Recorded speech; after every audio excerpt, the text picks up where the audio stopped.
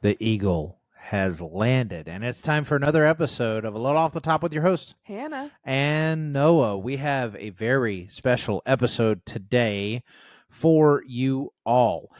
We just got done with the interview that will be the meat of this episode, and very excited for that. It was a great interview. It was a good time. A lot of great information. I learned a lot of stuff. Yeah, absolutely. And we'll get into that. But this episode is part of a much bigger thing that we got invited to be a part of, and obviously they'll probably see that from the title since it says really big, Podcasthon Special in all caps. But we are part of Podcasthon, which is a worldwide thing that we got invited to be a part of. I don't know where, and have known about it for a while. And we got sick. Both of us got sick, and yada yada yada. And anyway, we're now recording this the week before. So yeah, we don't procrastinate. We don't procrastinate. Anyway, just to give you a little bit of what Podcasthon is. Podcasthon.org is about convincing as many hosts as possible to dedicate one episode of their show to a charity of their choice or nonprofit, and to release these episodes simultaneously in a coordinated effort mid-March of this year, which is this week, started on the 15th and runs through the rest of the week, creating a massive and international wave of inspiring audio content. And the objective of this all is to raise awareness for a huge number of charities worldwide. And so we have had the pleasure of being a part of this and highlighting a nonprofit that is part of our home state. So the connection here was kind of a natural connection when we started looking through the nonprofits. I told Hannah about this. She said that's a really cool opportunity. This is the third edition of it, and the first two involved over 400 French-speaking podcasters, and now they've opened it up to all over the world. That's awesome. So over 1,000 podcasts are a part of this. And when we were looking through the list, we saw that Piedmont Music Therapy was part of it. And we thought, well, that doesn't get a much better match for us in the sense that it's out of the Charlotte area, which is, part of our home state. And music obviously is a huge part of my life, and tangentially Hannah's life as well. And then therapy is something that we've both always been advocates for from the very beginning of when we met each other, and how important therapy is. And so we had the pleasure of interviewing someone from Piedmont Music Therapy. Obviously, you're getting ready to meet her. I'll introduce and you'll meet her very soon. But right now we were doing our little intro section. But first, obviously, from the top, I wanted to say that we're very excited to be a part of this. So, Hannah, how you been? Good. I am now officially done with my work week. That's after having 2 nights of incredibly rough call. Yeah. And I'm glad to be done. Yes, you're done with your week. I'll be done with my week tomorrow, and well, sort of. I'll be done with my main job, and then I have a gig tomorrow evening. Friday, before this releases on Monday. I should never date these, but I do all the time. I'm bad at that. But hey, you just know that we're current. That's what it is. We don't procrastinate. We just want to keep things current. That's it. People are probably wondering, the masses are probably wondering, where is ALOT News? Where is Odd News with Noah? And I just want to say the headlines have been a lot less wacky and a little more sad recently. So that's why Odd News with Noah has not come back in a while. When I get enough odd stories, and some of them probably won't be relevant anymore, I'll come back to it. We'll do some sports talk soon, because guess what's coming up, Hannah? One of my favorite sporting events. March Madness. That's right. March Madness. We got to fill out our brackets ASAP. The local radio station is doing a March Madness thing too. So we can both join in on that as well. So that'll be fun. Hannah has beat me 2 of the 3 years that we've done this, even though I did analyzed choices, and she said, I like that mascot or their colors better than 100%. The other. That's because March Madness is madness. It's completely random. And sometimes the teams that are these little schools, they're Cinderella stories. And so, we'll have some more sports talk coming up, because I am going to give week by week coverage of March Madness as that goes on, because Content. Anyway, we're really excited for this episode. It was a great interview. And so let's just get into the meat of this episode. How about that? Let's do it. All right. We're gonna sit and talk to the sky. We're gonna sit and talk for a little while. It's time to get to know somebody. Yeah. Well, we are here for the meat of our episode, and we are so excited to have someone here with us. This is, as we talked about in our intro section, this is Podcasthon. This is our special Podcasthon episode where we get the opportunity to highlight a nonprofit, and this is being done by podcasts all over the world. And so we have the unique opportunity to speak with someone that neither of us know. This is the first time on the podcast that we have ever had someone that we have never spoken to before. So this will be interesting for sure. But welcome to the podcast, Molli. We are so glad to have you. Can you tell us just a little bit about yourself before we get into the interview? Yeah, thank you so much for having me too. This is a really cool opportunity. I feel like talking on a podcast has always been something I was intrigued to do. I never thought it would actually happen. So, but yeah, my name is Molli Smith. I am a board certified music therapist, and I work for a nonprofit in Charlotte called Piedmont Music Therapy. We have been around since 2013. I just recently was hired on. I actually did my internship there after completing my coursework and was able to join the team. So that's been really exciting. I've been there for almost 2 years now. So yeah, very excited to speak with you both today. Yeah. I know that when we just got an email randomly to be part of this thing.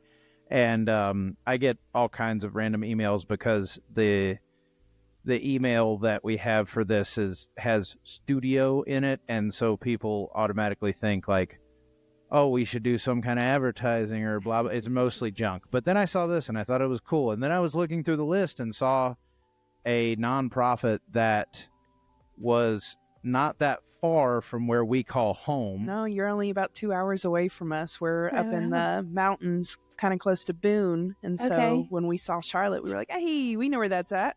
Yeah.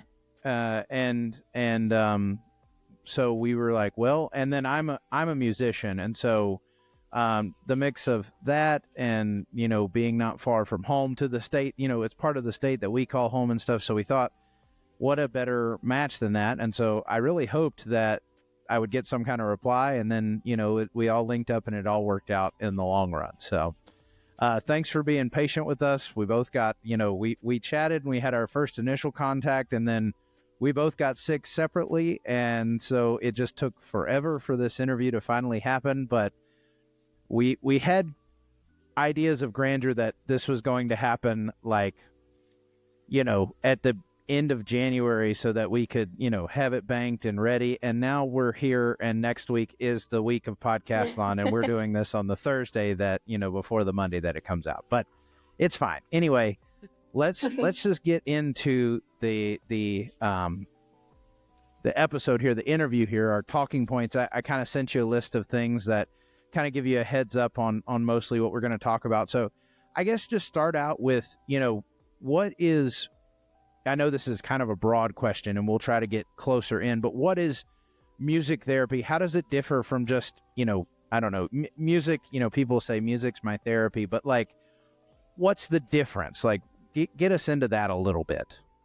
Yeah. So, music therapy is the evidence-based use of music interventions by a credentialed professional to accomplish individualized goals. So you may not necessarily be targeting learning an instrument. Sometimes that's applicable, but mostly we're working on other things like communication, regulation, motor skills, language, managing stress, anxiety, improving memory.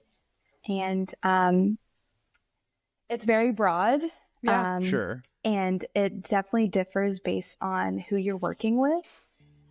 So it's definitely super tailored to an individual, what they're needing from you. And it's just a great creative way to do that, to accomplish those goals.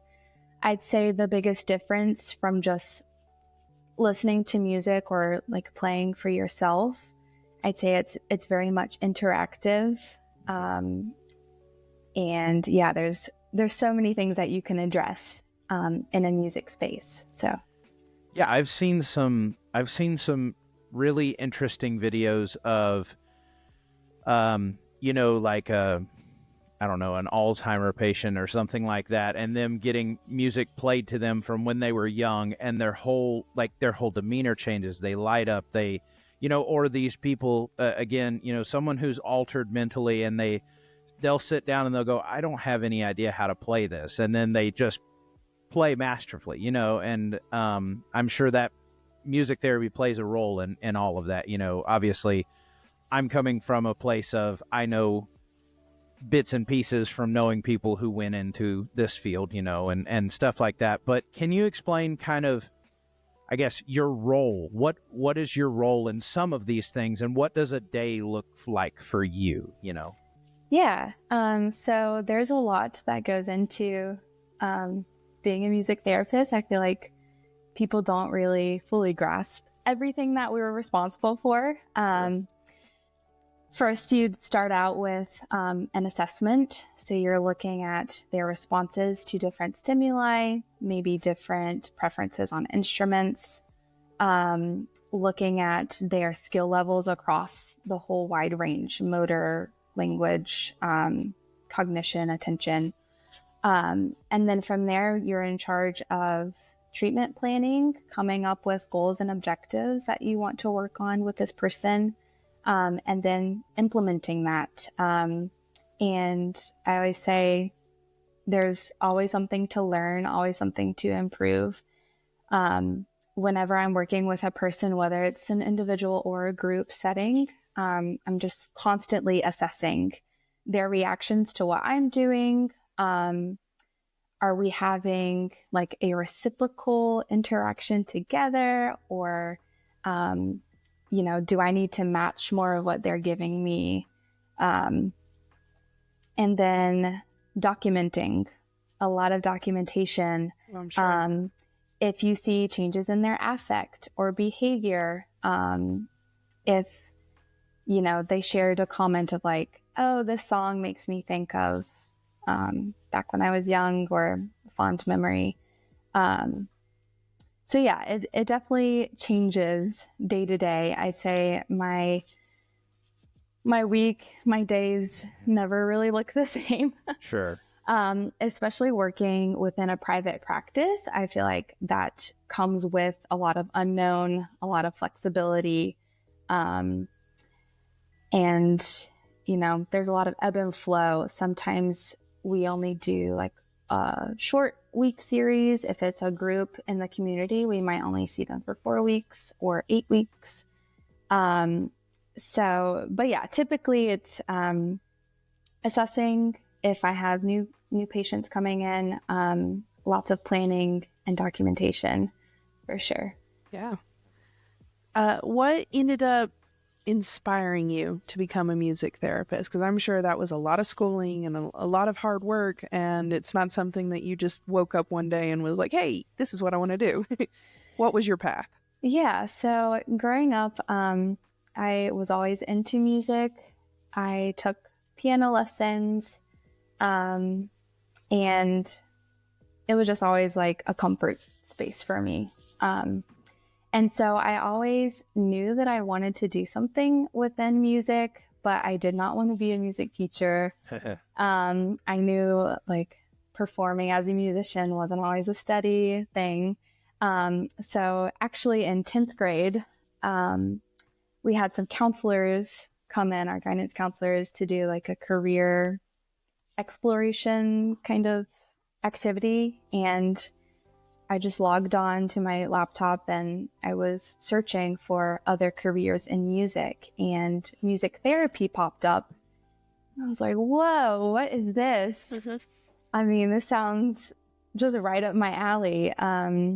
Being able to use music to help others has always been, I don't know, super, like a big passion of mine. And I feel like after that day, I was just mesmerized. And after doing some more research, it just felt like the right fit for me. Yeah. As I went into college, I still felt a little unprepared. You know, I had a general understanding of what it was, but not fully. And I was just hoping that it would click. And thankfully it did. I got to observe a session my freshman year and just seeing it in action. It was so cool. And yeah just That's having so cool. that. Yeah. So what kind of training or qualifications comes with becoming a music therapist? Yeah, so you have to have a bachelor's degree or higher in music therapy, and that is received from a approved program by the American Music Therapy Association, or AMTA for short. You also have to have 1,200 clinical hours. Wow. And that is in combination of your clinical training as a practicum student, and then typically a 6-month internship following your coursework completion. And then after all that, you are eligible to sit for the board exam, and that is administered by the Certification Board for Music Therapists, CBMT.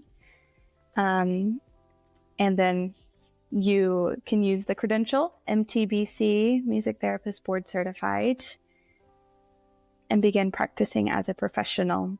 And then from there, your learning continues, maintaining continuing education credits. You have to have 100 credit hours every 5 years. Wow. So you recertify that. Yeah. So where in North Carolina do they offer those programs? Where did you graduate from a school in North Carolina, I guess I should ask? Yes, I went to Queen's University of Charlotte. Okay, yeah. Appalachian State also has a music therapy program. Yeah. That's cool. Let's see. I know toward the south you have Converse College and Charleston Southern University. Okay. Yeah. They both offer music therapy programs. Cool. But I'd say it's probably more widespread in other parts of the country. Sure. I'm thinking especially like Midwest, up north. Yeah. But yeah, there are some options. That's cool. For sure. That is cool. I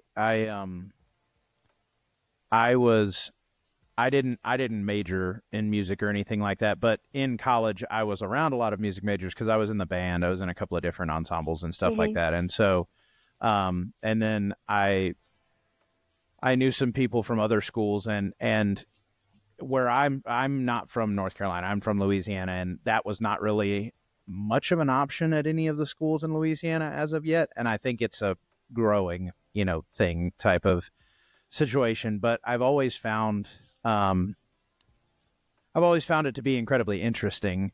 And, for me, music came from a place of, I grew up, my grandpa was a very talented musician. And so, from there, then I got involved with music in the church, and kind of like you said, where you're always learning.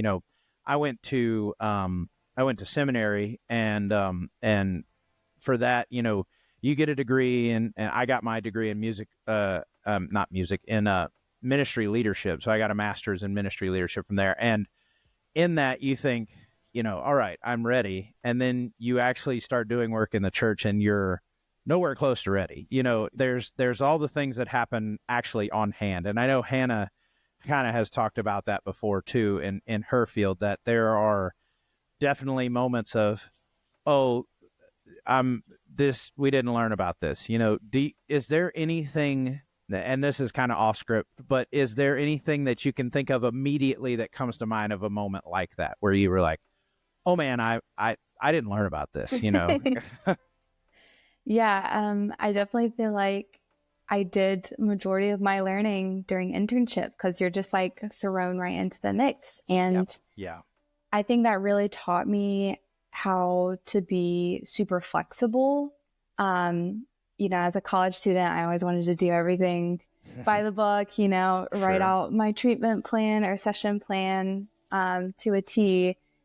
And in the real world, I mean, yes, you have a plan, but sometimes you have to throw the plan out the window. And so that's what I think of just coming into a session, if it's with a person, maybe with a diagnosis you haven't worked with before, or just, you know, something goes wrong or not what you thought would happen, and just thinking on your feet. And you're like, how can I pivot this in the moment and do what's best for everybody? So yeah, I think those firsthand experiences really teach you a lot. Absolutely. Can you think of throughout your, you know, your time as an internship and your couple of years here with Piedmont, you know, do you have any specific that you can share, like big success stories or experiences where you're just like, there was a real breakthrough, I guess you could say? You have any specific stories there? Yeah, I was trying to gather some thoughts too.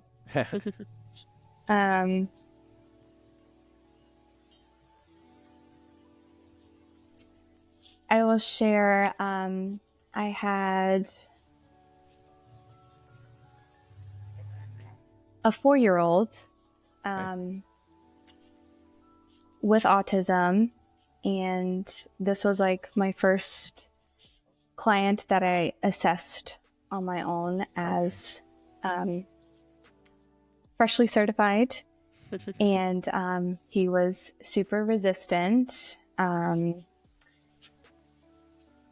know, saying no to everything, very minimally engaged, hard to keep him in the room. And it was a lot coming into it. First time go around, I was like, sure, okay. But I've been working with him for over a year now, and he will come into the clinic and be like, hey, Miss Molly, and he'll just like run straight into the room. We've developed a really great rapport, and in doing so, I've seen him really just grow in so many areas. We've been working on language, so expressing his wants. Previously, he didn't really verbalize as much with me. Now he can say, okay, now I want shakers, or now I want to do our question song. So seeing that growth is really, really great. And just seeing how attentive he is now. He can engage in tasks for longer periods of time. He's been super receptive to taking turns with me, sharing materials. So that's one example, but I feel like there's so many little things that you can really focus on that just can make your whole day. As you mentioned earlier, of videos you've seen with people with Alzheimer's, I actually work a lot with people in memory care. And just seeing their change in demeanor is one of the most rewarding things. You know, walking to a room and they're all sitting by themselves, not socializing at all. And then the second you start playing the first song and they're all like smile, singing along with you, and just being able to foster those connections. It just makes everything worth it. And yeah, those little moments are really important and special. That's awesome. That is awesome. It kind of makes me think about So before I went to seminary, so I got my bachelor's degree in behavioral sciences, and then I did a post-bachelor's program in education. And when I was doing that and doing, I was going to do physical education and special education. And so, doing the, what did we call them? Basically your version of clinical hours, where we were, in the classroom with teachers. Okay. Observation hours, I think is what we called it. But anyway, one of the things I did, obviously the cross section of those is adaptive physical education. So working with, special needs students and stuff like that. And I remember my first day with this guy in the area, is kind of rural area. So he traveled to multiple schools. So I traveled with him to multiple schools, and we would meet up at each school. And the first one we came to was at an elementary school. And he tells me, he says, okay, so before we go in, I should let you know that this student has a history of biting, of grabbing and pulling, and also watch out because she likes to put her hands in her pants. Oh. And I'm like, great. I'm like, this is my first thing into this, this whole thing. And I'm like, oh man, and she did not like me being there at first because I was a new person. She did not know who I was. Like, you were breaking up. Exactly. Yeah. But by the end of the semester, she knew who I was and was sad that I was leaving, Aww. So it's like, it's the little things that you see over time, the connections that you make and all those types of things is what makes the really challenging moments worth it, Exactly. And that just made me think too, like something you may think was insignificant can be so major for them. Yeah. I've had people tell me things or like reference something that we did and I was like, oh, you remember that? Or wow, that really impacted you. Yeah. It's so cool. Yeah, absolutely. The I think the big thing in any career, and I think Hannah can attest to this too, is the just to be intentional and in the moment with that person. Yeah. It makes the difference of any other interaction they have throughout their day. Yep. Yes. So with the, success stories, challenges, all those types of things, maybe give us an idea of maybe what some techniques or approaches or things like that, what do those look like in a typical session? Obviously there's no typical session, but still, So yeah, there are different types of techniques. They kind of fall under different categories. You have like receptive, so that's more like music listening or relaxation. You have like creative, which could be like, I want to make sure you all can describe. Sure, absolutely. Let me reference notes because I don't want to misspeak. It's been a while since I used all these technical terms. It's okay. People hear me misspeak all the time on this podcast, so and I Google things very often. So, and I am no expert in anything, so it's okay. It's like the second I look at them, I'm gonna be like, oh yeah. I totally understand. It's hard when you're on the spot. It really is. That's like anytime I get to work with a student, they'll just randomly ask me a question, and it's something that I have not thought about since I graduated school. Yeah, exactly. 10 years ago. You finished school and you're like, and I'm just like, sure. Yeah. Absolutely. So yes. Whatever you say. So as I said, there's receptive music therapy, which involves music listening or guided relaxation. There's active, which involves lots of things: improvisation, playing instruments, movement and music, drumming, things where you're actively engaging. And then there's creative, which can come into form with songwriting or music composition. And obviously this can definitely differ based on who you're working with. But sure. I'd say I've definitely used any or all of these. in certain scenarios. I will say probably my most use would be like active play, playing instruments. I love songwriting too. It's always fun to do in a group. Yeah, I think those are my most used, I'd say. Okay. So from there, how do you go about choosing the type of music or activity for a client? I know that's probably part of the like screening process and going through all of that, but what are some markers that you look for that kind of help point you in the direction of the treatment that you go through? Yeah, I'd say the most important thing is to stay goal-oriented. Mm-hmm. I always want to think first, what am I trying to accomplish here? And how can the music that I pick support that?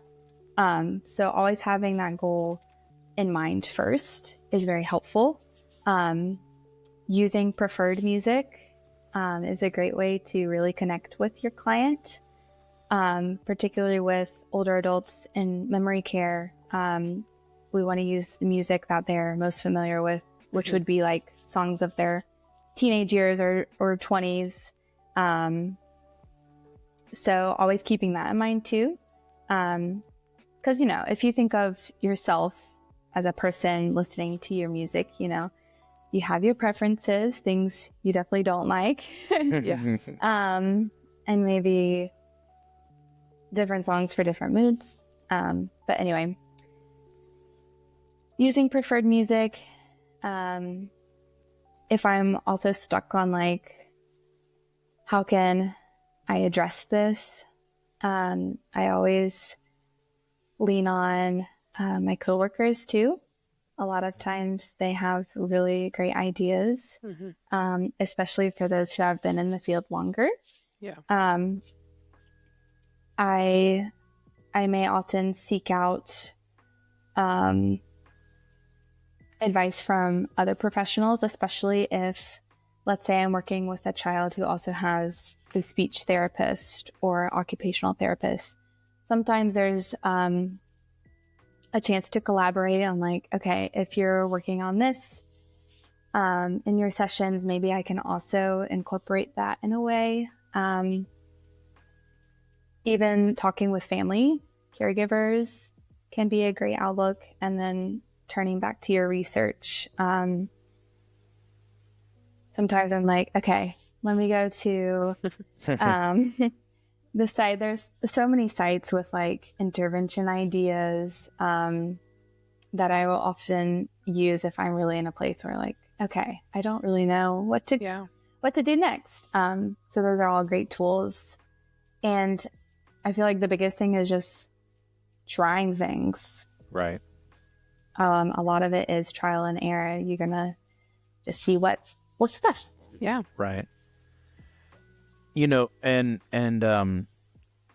you're newer to the field in a sense, but what are some of the biggest challenges you have faced so far as you grow as a music therapist? Yeah. I think my biggest challenge personally is like battling with myself.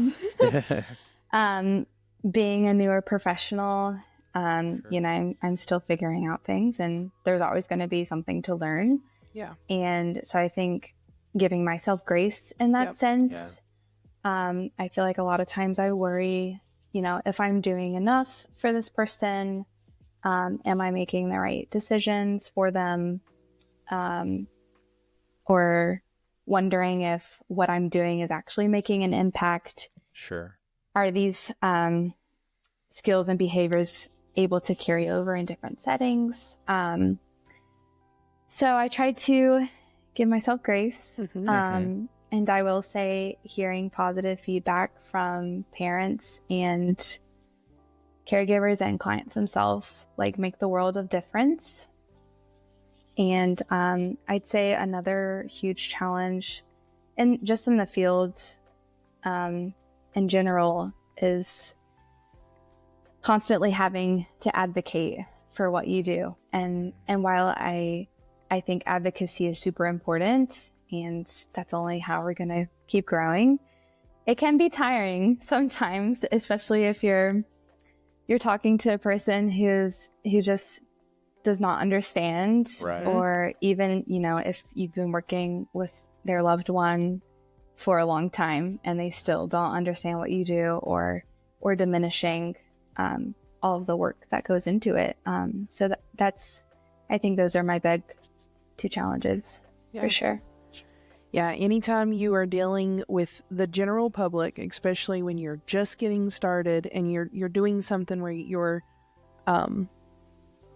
what you're a part of is such a big part of their life, it is so easy to second guess yourself. I know there's been times where I'm like, am I doing my job right? Am I making sure that, because I'm an X-ray CT tech, like am I giving the radiologist everything that they need? Like, is there something I could be doing better? Am I doing right by my patients? Am I advocating for them correctly? Yeah. And I will say, as you get a little bit more experience and stuff, there's almost like I know what I'm doing. I can do this. And then once you kind of get to that point, it's like, yes, you're still learning, because you're never, ever, ever, ever going to know it all, because there's so much going on.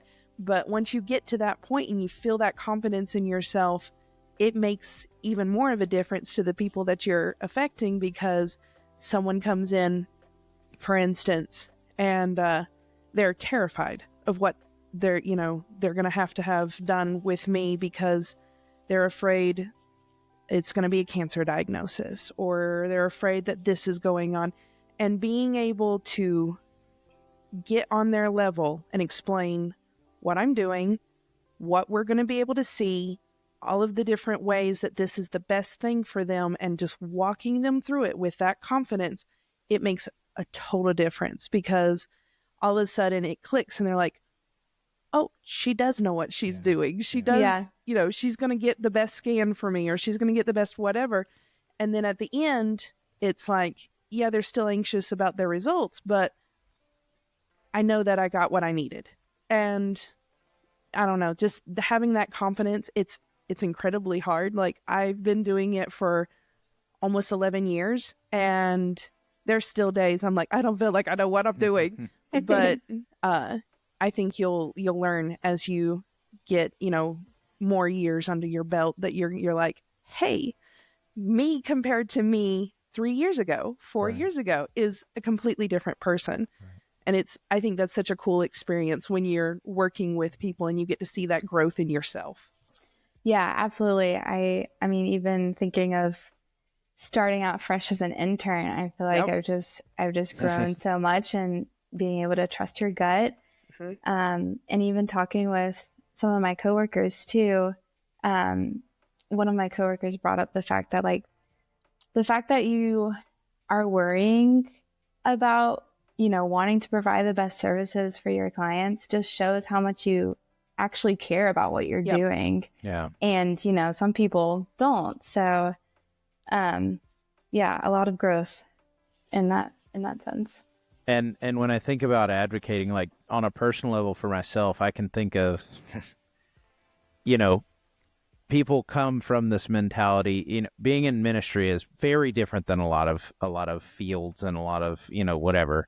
And I don't actively work in ministry right now. Well, I do in a sense that we travel for her work. She's a traveling X-ray tech, and I pick up odd jobs wherever we go. I play gigs, and then I help out at whatever church we're at, basically, and just do what I can. But, even when I was going to seminary and I said, they're like, oh, so you're going to seminary and you're going to, what do you, and I had a job. I worked part-time at a church at the time, and I was the worship director. And I said, I feel called to be like a worship and discipleship pastor. And I had multiple people say to me, oh, I thought you were going to be a real pastor. And it was like, oh, yeah, a real pastor. And what they think is the only real pastor is the one who preaches on Sunday. But especially whenever you get into a place where there's more than just 25 people at a church or something like that, you've got to spread yourself. And if you want to have more ministries, you've got to spread out. Otherwise, you do what I've seen a million times is you got one guy trying to run everything and he gets burnt out and he quits, and then the church scrambles and they don't. I mean, it happened to my church when I was young. So, it's that idea that I had to explain to them that, no, that's a real pastor. It's a real thing, like that. These are, we're trying to grow in ministry. And, and the same thing with you. I'm sure you've had people who have come to you and been like, you're going to be a therapist, so you're going to do this. And you're like, well, I do it with music. And they're like, oh, I thought you were, you know what I mean? And I'm sure, I can only imagine, the ignorance of people sometimes that, it's to explain to them, this is a real thing. This is, this is very much a real thing. We're not just having fun here, Yes. Like,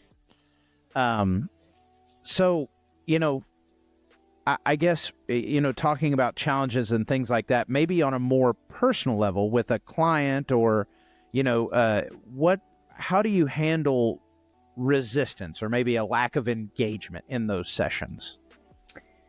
Yeah. So, I would say I am a very patient person. And, so I always approach it in that sense. If I get some resistance, I'm just gonna give them a pause, and like I said previously, constantly assessing in the moment is a huge part of that. Maybe it's the way I'm playing the song, or maybe the blinds are open and they're distracted. There can be so many elements to a person's level of engagement that you may not think of firsthand.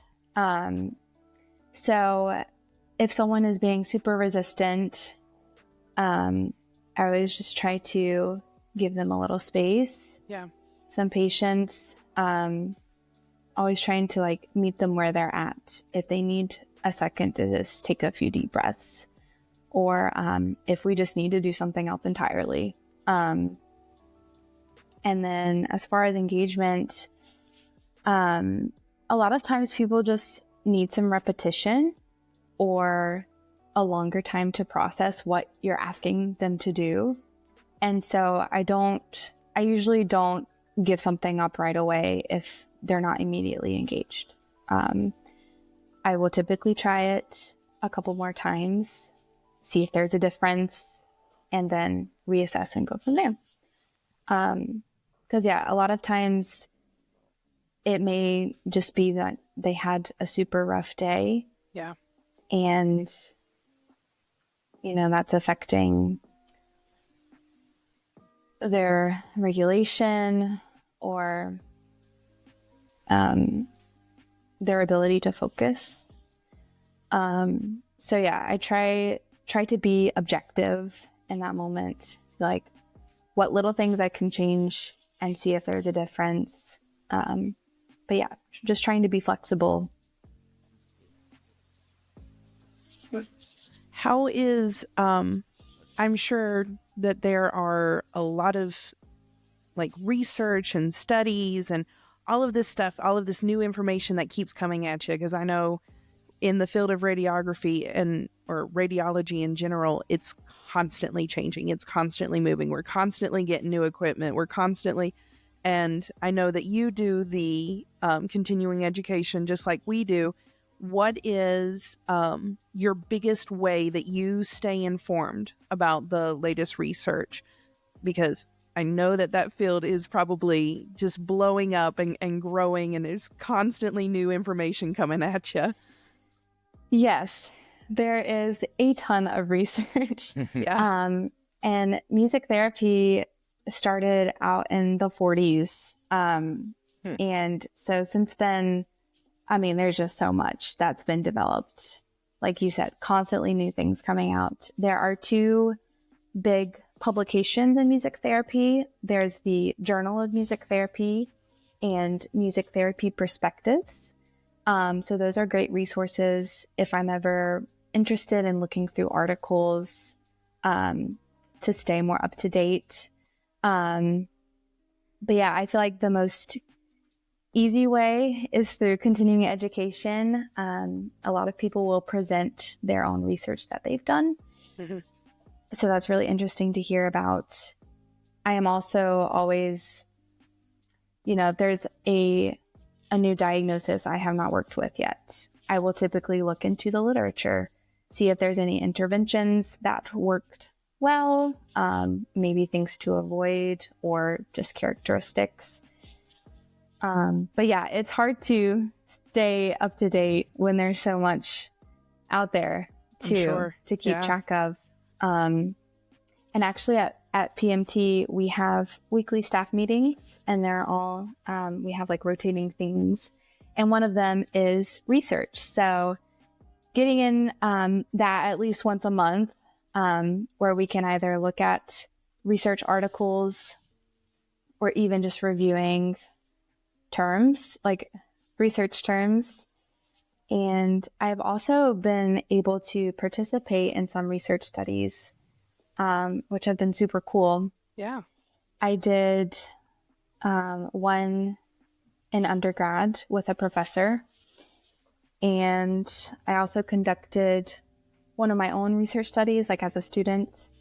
And then I was able to participate in one that we just completed with Gretchen, our executive director, and a professional from, I want to get the university right. It's Georgia State College and University. Does that sound right? If you're familiar with Georgia. Not really. I mean, I only know like UGA and Georgia Tech for the most part. Georgia College and State University. That's what it is. Oh, okay. That feels like a redundant name. So we are in the midst of wrapping up. We did a research study on supervision and music therapy, especially in private practice, and how professionals are utilizing supervision and what methods are currently present. So that's cool. Definitely being involved in research too gives you a whole other appreciation, because it is a lot of work. Yeah. And I'm just fascinated by people who devote their whole careers to it. It's just amazing. Yeah, I'm definitely not one of those people, but I'm glad that they exist. Sure. It definitely takes a different type of brain power. It does. And a different way of thinking about stuff. Yeah.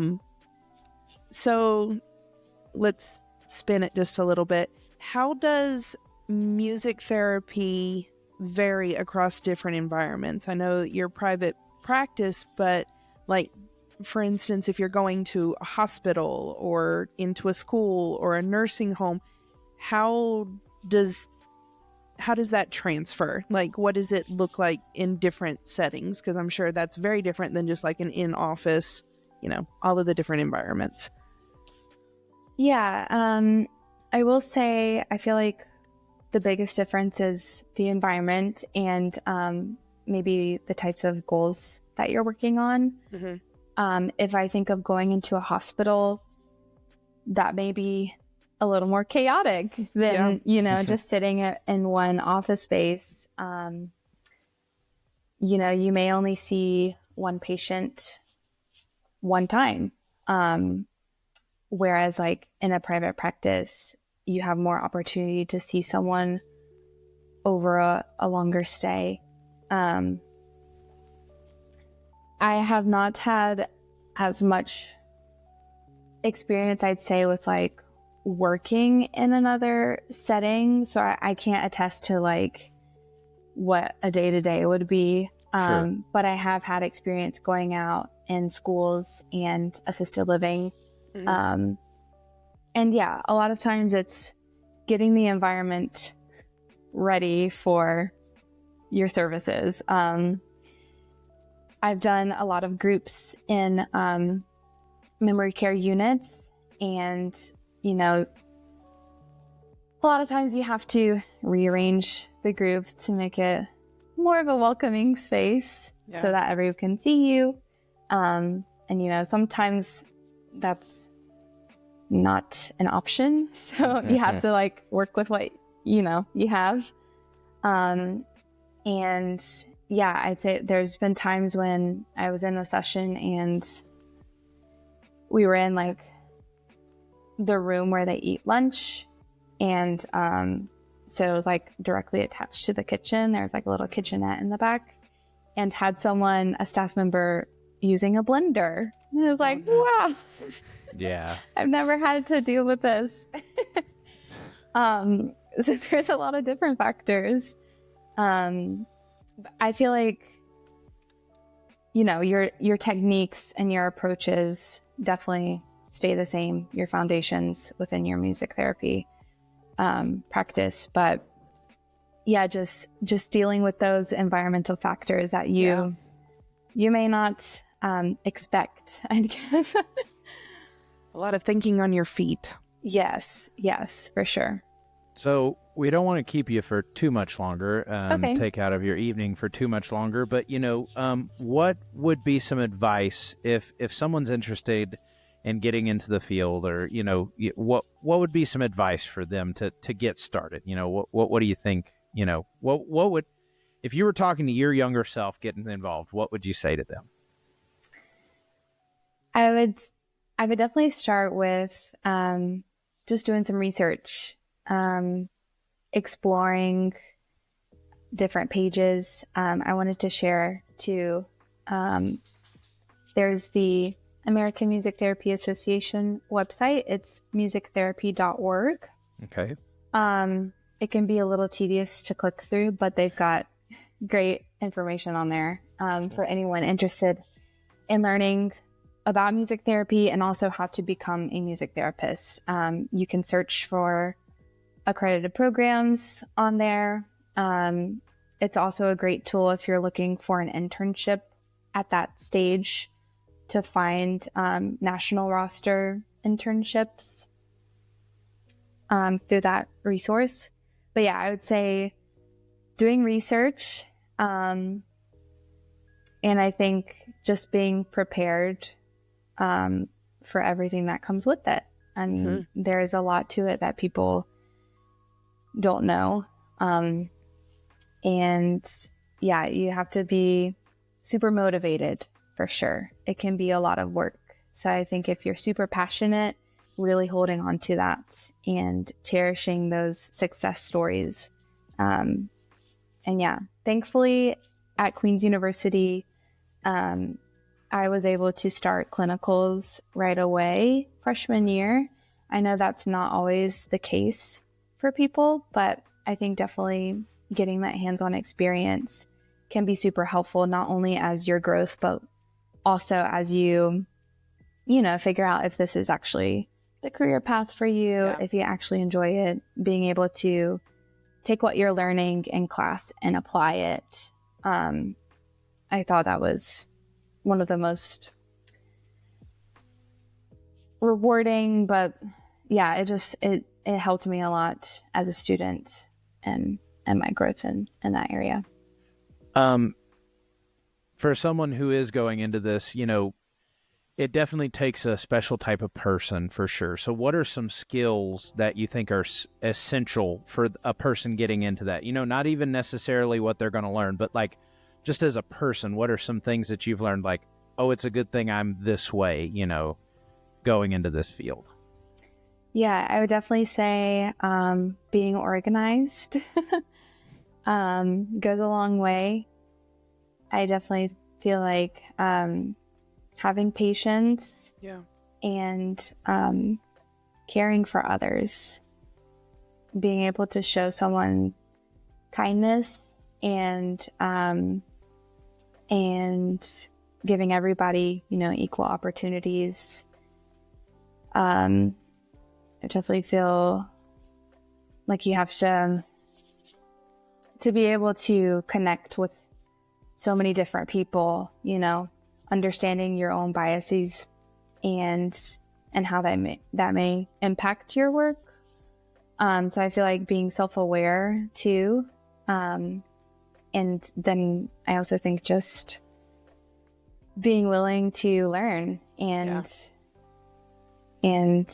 grow as a person and as a professional.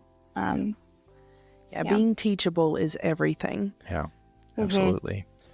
So if, we would be remiss to not highlight, your practice. I mean, that's kind of the whole point of this. So again, tell us a little bit about where you work, how, if somebody's in that area, how they could, reach out to you guys, all that type of stuff.